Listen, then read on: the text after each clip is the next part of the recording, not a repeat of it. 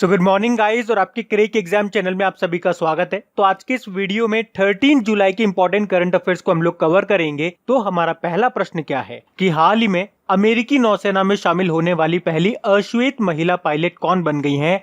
तो आंसर होगा मैडेलिन स्वीगल। तो अभी अमेरिकी नौसेना में अफ्रीकी मूल की लेफ्टिनेंट मैडेलिन स्वीगल ने पहली अश्वेत महिला पायलट बनकर के इतिहास रच दिया है। अब ऐसा नहीं है कि ये अमेरिकी नौसेना में पहली महिला है, इनसे पहले भी यानी कि लगभग 45 वर्ष पहले 1974 में रोज मेरी मरीनर लड़ाकू विमान उड़ाने वाली पहली महिला बनी थी अमेरिकी नौसेना में। लेकिन यहाँ हम बात कर रहे हैं पहली अश्वेत महिला पायलट की। अश्वेत मतलब ब्लैक लेडी आप कह सकते हो, मतलब जो गोरी चमड़ी के नहीं होते, ये अफ्रीकी है। तो ये पहली अश्वेत महिला पायलट बनी है, तो इनका नाम याद रखना। क्या नाम है? मैडेलिन स्वीगल। अच्छा, ये जो नाम लिख रहा है सराय खुमेलो, ये पिछले साल माउंट एवरेस्ट पर चढ़ने वाली पहली अश्वेत अफ्रीकी महिला बनी थी। और केथी सुलेवान का नाम तो अभी आपने पढ़ा होगा, पृथ्वी के सबसे गहरे हिस्से तक पहुंचने वाली पहली महिला बनी थी ये दुनिया की।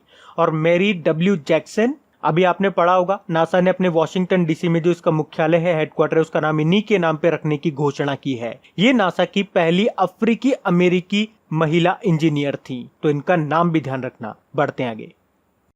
फिर है अभी इंस्टाग्राम भारत में टिकटॉक की तर्ज पर किस नाम से एक फीचर लॉन्च कर रही है? तो आंसर होगा रील्स। तो अभी आपको पता है भारत ने 59 चाइनीज एप्लीकेशन को बैन लगा दिया, जिसमें एक टिकटॉक भी था। तो अब इंस्टाग्राम भारत में 15 सेकंड के वीडियो वाले फीचर को लॉन्च करने की योजना बना रही है और इसे इंस्टाग्राम रील्स नाम दिया गया है। इस 15 सेकंड का जो ये वीडियो होगा, इसे जो यूजर होंगे उसमें म्यूजिक वगैरह, ऑडियो क्लिप वगैरह ऐड कर सकेंगे और इसे अपनी स्टोरीज में शेयर कर सकेंगे। अच्छा, वैसे आपको याद होगा कुछ समय पहले मैंने आपको बताया भी था कि फेसबुक ने जो उसका एक शॉर्ट वीडियो एप्लीकेशन है लासो नाम से, LASSO, उसे फेसबुक ने बंद करने की घोषणा की थी। और सबसे इंपॉर्टेंट पॉइंट बताऊं अगर मैं आपको, तो हमने पढ़ा भी था, अभी vice president M Venkaiah Naidu ji ने भारत का पहला सोशल मीडिया एप्लीकेशन भी लॉन्च किया है। क्या नाम है उसका? नाम बता सकते हो क्या आप? एलिमेंट्स उसका नाम है। और ये इंस्टाग्राम की बात करेंगे, इसके डेवलपर, इसको बनाया किसने था? दो जने थे,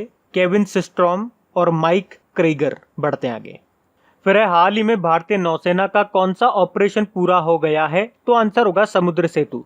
अच्छा, अभी आपको याद होगा 5 मई को ही भारतीय नौसेना ने ये समुद्र सेतु नाम से एक ऑपरेशन शुरू किया था। क्यों किया था? तो भारतीयों को समुद्र के द्वारा अपने देश में वापस लाने के लिए। तो अभी इस ऑपरेशन में सफलतापूर्वक 3992 भारतीय सैनिकों को वापस लाया जा चुका है। और इसमें जो हमारे भारतीय सैनिक हैं, उन्होंने जिस जहाज को इस्तेमाल किया इस ऑपरेशन में, उनके नाम भी याद रखो। एक है जलश्वा और एक है मगर। इन दो जहाजों का इस्तेमाल किया था। बाकी ये जो नाम लिख रहे हैं ये भी आपके ऑपरेशन ही हैं, जैसे कि ऑपरेशन शील्ड। ये ऑपरेशन शील्ड अभी आपको याद होगा दिल्ली गवर्नमेंट ने शुरू किया था। दिल्ली के मुख्यमंत्री अरविंद केजरीवाल ने कोविड-19 के खिलाफ इसको शुरू किया था। ऑपरेशन संजीवनी की बात करेंगे तो ऑपरेशन संजीवनी ये इंडियन एयरफोर्स ने शुरू किया था, ताकि मेडिसिन, जो भी जरूरी मेडिसिन है, उनको मालदीव तक ले जाया जा सके। यानी कि मेडिसिन सेक्टर में मालदीव की मदद करने के लिए इस ऑपरेशन को शुरू किया था। और ऑपरेशन वनीला, जब आपको याद होगा एक डायने नाम का तूफान आया था मेडागास्कर में, तो उसकी मदद करने के लिए इंडियन नेवी ने ऑपरेशन वनीला चलाया था। अच्छा, हमारे नेवल चीफ कौन है? करमबीर सिंह है, 24 नंबर के हैं ये। और अगर आपसे पूछा जाए इंडियन नेवी डे कब मनाते हैं, तो 4 दिसंबर को। बढ़ते हैं आगे।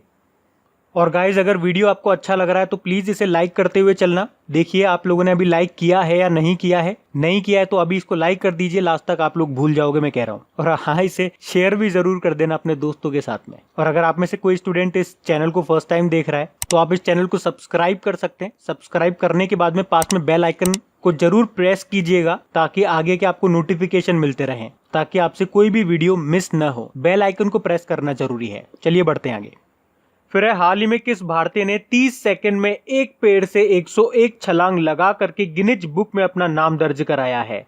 तो आंसर होगा सोहम मुखर्जी ने। तो ये भारतीय मूल के हैं सोहम मुखर्जी, दुबई में ये रहते हैं। और अभी इन्होंने 30 सेकंड में एक पेड़ से 101 बार उछल करके या छलांग लगा करके वर्ल्ड रिकॉर्ड बना दिया है। अच्छा, Guinness book of world record से मुझे कुछ याद आ रहा है, आपको भी याद आना चाहिए। कल ही तो हम लोगों ने पढ़ा था, अभी भारत ने 2018 में दुनिया का सबसे बड़ा कैमरा ट्रैप वन्य जीव सर्वेक्षण में गिनीज वर्ल्ड रिकॉर्ड बनाया था। बाकी सचिन अवस्थी की बात करेंगे, ग्लोबल ह्यूमैनिटेरियन अवार्ड इन्होंने जीता है। रतन लाल की बात करेंगे, विश्व खाद्य पुरस्कार 2020 का इन्होंने जीता है। और फ्रेया ठकराल ने 2020 का डायना पुरस्कार जीता है। ये नाम भी ध्यान रखना। बढ़ते हैं आगे। फिर हाल ही में किस केंद्र शासित प्रदेश यानी कि यूनियन टेरिटरी ने मोदी योजना को शुरू किया है? तो आंसर होगा लद्दाख ने। यहाँ पे मोदी का मतलब क्या हो गया? MODI मतलब मिशन ऑर्गेनिक डेवलपमेंट इनिशिएटिव। तो लद्दाख को जैविक प्रदेश बनाने के लिए लद्दाख के जो पहले लेफ्टिनेंट गवर्नर हैं RK माथुर, उन्होंने ये मोदी योजना लॉन्च की है। मोदी मतलब मैंने आपको बताया मिशन ऑर्गेनिक डेवलपमेंट इनिशिएटिव। और इस योजना का लक्ष्य है 5 साल में लद्दाख को पूरी तरह से जैविक प्रदेश बनाना। साथ ही लद्दाख में एक ग्रीन हाउस प्रोजेक्ट भी लॉन्च किया गया है ताकि वहां की जो खून जमा देने वाली सर्दी है, मतलब इतनी कड़क ठंड होती है, वहां पर भी सब्जियां उगाई जा सके। तो लद्दाख के पहले लेफ्टिनेंट गवर्नर का आपको नाम याद रखना है, RK माथुर मतलब राधा कृष्ण माथुर। बढ़ते हैं आगे। फिर हाल ही में एशिया कप क्रिकेट टूर्नामेंट को कब तक के लिए स्थगित कर दिया गया? तो आंसर होगा 2021। तो अभी कोविड-19 के कारण ही ये एशिया कप क्रिकेट टूर्नामेंट को स्थगित करना पड़ा। वैसे ये इसी साल सितंबर में होने वाला था, लेकिन अब ये अगले साल जून में होगा। अच्छा, होगा कहाँ पे? वैसे तो देखो, पाकिस्तान को इस बार का एशिया कप होस्ट करना था, लेकिन सुरक्षा कारणों से ये पाकिस्तान में नहीं हो रहा। इसको अब होना है श्रीलंका में, तो ये आप याद रखना। बाकी जो आपके ICC women's cricket world cup जो कि 2021 में होंगे, वो आपके न्यूजीलैंड में होंगे। और मेंस वर्ल्ड कप की बात करेंगे, वो 2023 में होंगे और हमारे भारत में होंगे। बढ़ते हैं आगे। फिर हाल ही में किस देश ने भारतीय समाचार चैनलों का प्रसारण बंद कर दिया है? तो आंसर होगा नेपाल की सरकार ने। तो अभी नेपाल ने दूरदर्शन को छोड़ करके भारत के सभी न्यूज चैनलों के प्रसारण पर रोक लगा दी है। तो नेपाल के मल्टी सिस्टम ऑपरेटर्स ने सभी केबल टीवी ऑपरेटर्स को इसके निर्देश दे दिए हैं। हालांकि नेपाल की सरकार ने ऐसा कोई ऑफिशियल ऑर्डर जारी नहीं किया है, लेकिन वहां की जो नेपाल कम्युनिस्ट पार्टी है, उनके नेताओं ने कहा है कि भारतीय चैनल वहां के जो प्रधानमंत्री ओली हैं, उनके खिलाफ दुष्प्रचार कर रहे हैं। अच्छा, नेपाल से एक और क्वेश्चन आपको मैं बताता हूँ। अभी भारत ने नेपाल में संस्कृत विद्यालय का निर्माण किया है, जिसका नाम क्या है? श्री सप्तमाई गुरुकुल संस्कृत विद्यालय। अच्छा, संस्कृत से आपको कुछ याद आना चाहिए। याद आया क्या? अभी ऑल इंडिया रेडियो ने भारत में ही संस्कृत साप्ताहिक नाम से एक नया कार्यक्रम प्रसारित करना शुरू किया है। और ये संस्कृत में प्रसारित होने वाला पहला न्यूज मैगजीन कार्यक्रम है। किसने? ऑल इंडिया रेडियो ने। तो ये भी ध्यान रखना। अब बात अगर नेपाल की है, तो ये रहा मैप में नेपाल। कैपिटल इसके काठमांडू है, और काठमांडू में ही आपको मिलेगा सार्क का headquarter, south Asian association for regional cooperation का। करेंसी चलती है नेपाली रुपया। प्रेसिडेंट है विद्या देवी भंडारी और प्रधानमंत्री हैं KP शर्मा ओली। और मैंने आपको कल भी बताया था, नेपाल जो देश है वो बाघों की आबादी को दुगना करने वाला पहला देश बना था, भारत दूसरा बना था। और नेपाल के साथ हम एक एक्सरसाइज भी करते हैं सूर्य किरण नाम से, जो कि लास्ट हमने नेपाल के रूपेनदेही जिले में की थी, शायद दिसंबर या जनवरी की बात है। इसके अलावा भी नेपाल ने कहा था कि वो 2021 के जनगणना में पहली बार LGBT समुदाय की गणना करेगा। और अभी नेपाल में भारतीय राजदूत कौन बने? एम्बेसडर विनय मोहन क्वात्रा बने हैं। तो ये भी ध्यान रखना। बढ़ते हैं आगे। फिर हाल ही में माइक्रोसॉफ्ट ने युवाओं को डिजिटल कौशल प्रदान करने के लिए किसके साथ समझौता किया है? तो आंसर होगा NSDC के साथ में। इसका मतलब होता है नेशनल स्किल डेवलपमेंट कॉर्पोरेशन। तो अभी माइक्रोसॉफ्ट ने देश के युवाओं को डिजिटल कौशल यानी कि डिजिटल स्किल प्रोवाइड करने के लिए राष्ट्रीय कौशल विकास निगम के साथ समझौता किया है, ताकि भविष्य की नौकरियों के लिए भारत के श्रमिकों को तैयार किया जा सके। बाकी नेशनल स्किल डेवलपमेंट कॉर्पोरेशन की बात करेंगे, इसके MD CEO मनीष कुमार है। माइक्रोसॉफ्ट की बात कर लें तो स्थापना इसकी 1975 में हुई थी। इसका हेडक्वार्टर आपको वॉशिंगटन DC में मिलेगा और इसके CEO हैं, भारतीय हैं वो, सत्या नडेला उनका नाम है। अच्छा, माइक्रोसॉफ्ट इंडिया से कल हम लोगों ने एक प्रश्न पढ़ा था, याद है क्या आपको, कि माइक्रोसॉफ्ट इंडिया ने किसे अपना एग्जीक्यूटिव डायरेक्टर, कार्यकारी निदेशक नियुक्त किया है? तो आंसर होगा नवतेज बल को। तो ये नाम भी ध्यान रखना। बढ़ते हैं आगे।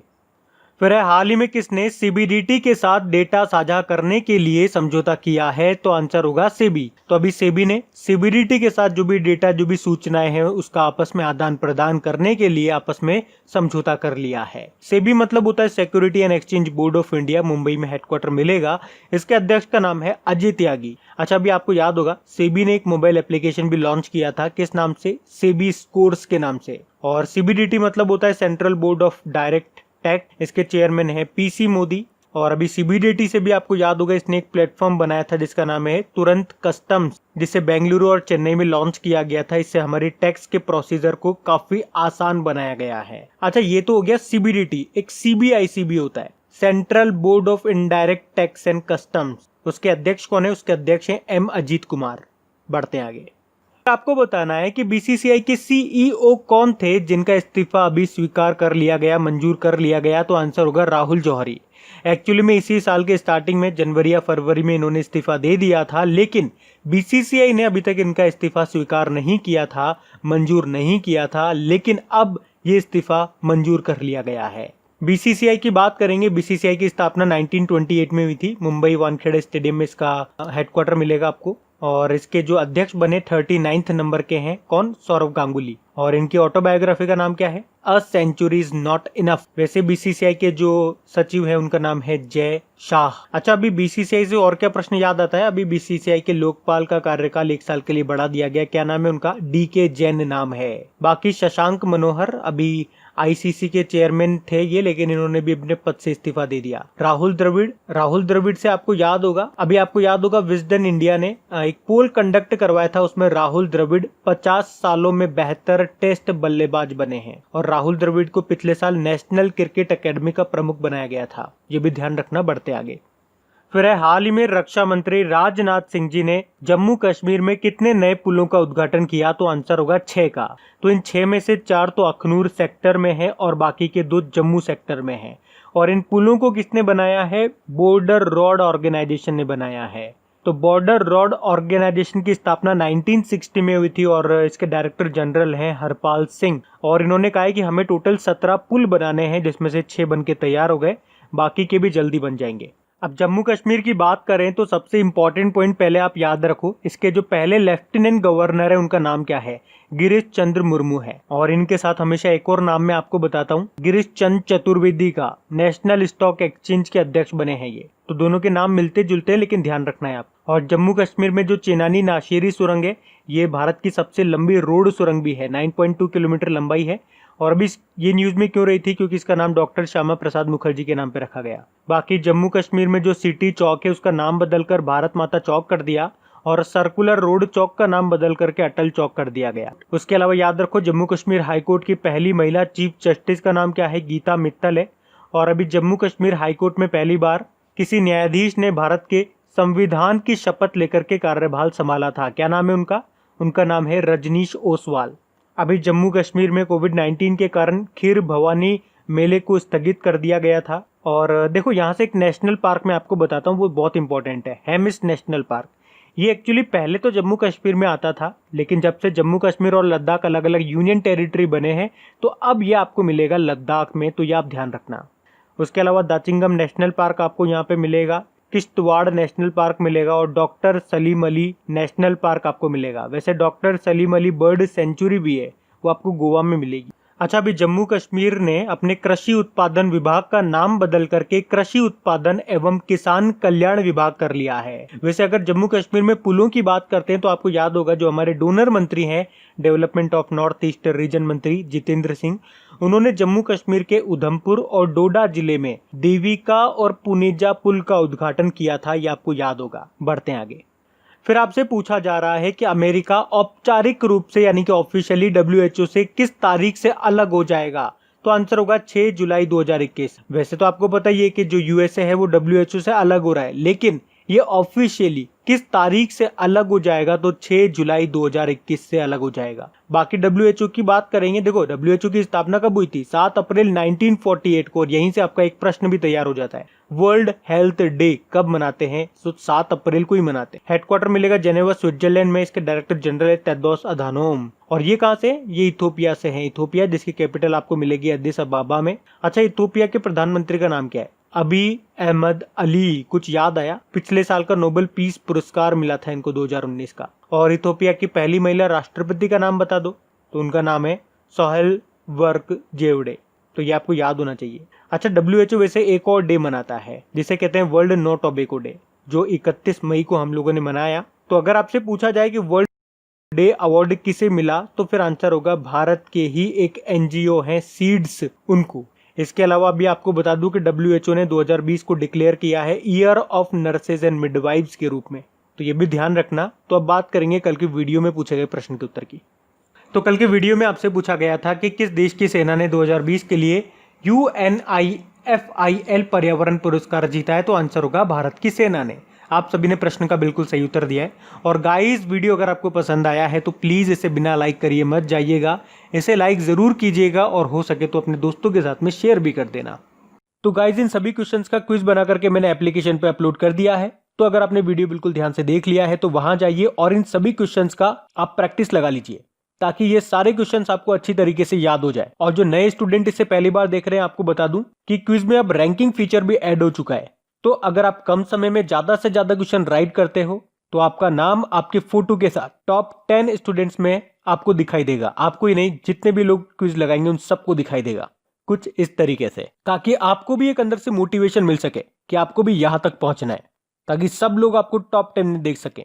और वैसे भी आप तो आपके इन करंट अफेयर्स का रिवीजन करवाने के लिए मैं इसका ऑडियो भी तैयार कर रहा हूं, तो दिन में 4 से 5 मिनट निकाल करके वो आप ऑडियो सुन लीजिए, ताकि आपका इन करंट अफेयर्स का फिर से रिवीजन हो जाए। क्योंकि आपको पता है चीजों को पढ़ना इंपॉर्टेंट है, लेकिन समय समय पर उनका रिवीजन करना बहुत ज्यादा जरूरी है। रिवीजन नहीं करोगे तो वो सारी चीजें आप भूल जाओगे। तो आप ही के लिए मैं इसका रिवीजन ऑडियो तैयार कर रहा हूँ। तो उस ऑडियो का लिंक मैंने नीचे डिस्क्रिप्शन में दे दिया है, वहां जाकर के आप मुझे फॉलो कर लीजिए। और फॉलो करने के बाद में पास में जो बेल आइकन आएगा आप उसे जरूर दबा लेना, ताकि जब भी मैं ऑडियो अपलोड करूं उसका नोटिफिकेशन आपको मिल सके। और एप्लीकेशन अगर अभी तक आपने डाउनलोड नहीं किए तो उसका लिंक भी आपको नीचे मिल जाएगा। वहीं पे आपको क्विज, वीडियो, PDF सब मिल जाएंगे। तो इस प्रश्न का उत्तर आता है तो कमेंट बॉक्स में जरूर टाइप करिए। चलिए अब मिलते हैं करंट अफेयर्स के रिवीजन वीडियो में। Thank you guys.